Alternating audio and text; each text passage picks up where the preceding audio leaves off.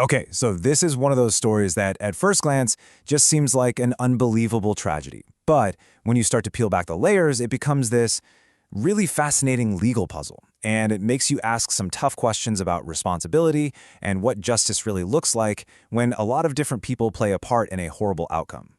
So at the very center of all of this is Jennifer Board. She was just 22 years old, out for a motorcycle ride in Townsville on the evening of February 5th.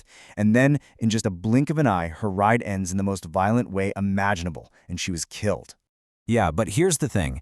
This wasn't just some random tragic accident. Police say Jennifer was basically an innocent bystander, caught right in the middle of a dangerous civilian car chase. You had a stolen car with 4 teenagers inside, and they were being chased by another driver, a vigilante. And it was that car, the one doing the chasing, that apparently lost control, veered into oncoming traffic, and slammed right into Jennifer's motorcycle. So to really wrap our heads around the legal side of this, we've got to first be clear on who was actually involved in this whole chain of events, because you basically have 2 different groups whose paths tragically crossed on that road. All right, let's break down the key players here. In the car that was doing the chasing, you've got 25-year-old Christopher Michael Hughes. And look at his legal status. He's been charged with murder. Now, in the stolen car, there were 4 teenagers, and you'll notice their status is different. They're in custody or on probation, but for things like car theft, not for the death. And that difference right there, that's the heart of this whole legal puzzle. Okay, so this is the crucial part. Even though everyone was involved in the exact same dangerous event, the legal consequences for each of them have been wildly different. Let's take a closer look at the actual charges. So on one side, you have Christopher Hughes, the man police say was driving the car that actually hit Jennifer Board. He is facing a murder charge. But then on the other side, you've got the teens in the stolen car he was chasing. They're looking at much lesser charges, mostly just tied to the vehicle theft itself. And this is the big question, right? How in the world can one person be charged with murder when other people who are part of that same fatal sequence of events are facing something completely different? Well, the answer isn't straightforward at all, and it really shines a light on some fascinating and you could even say controversial parts of our justice system.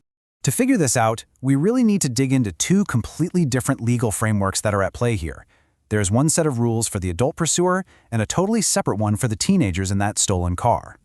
Okay, so that murder charge against Hughes, it's based on a legal idea called constructive murder. You might also hear it called felony murder. And it's a really powerful and sometimes debated legal tool. Basically, it means you can be found guilty of murder even if you never, ever intended to kill anyone. Here's how it works. It's kind of like a 3-step process. Step 1, you choose to commit a serious, dangerous crime. In this situation, that's allegedly the high-speed vigilante car chase. Step 2, that dangerous act creates a situation where there's a pretty obvious risk that someone could get killed or seriously hurt.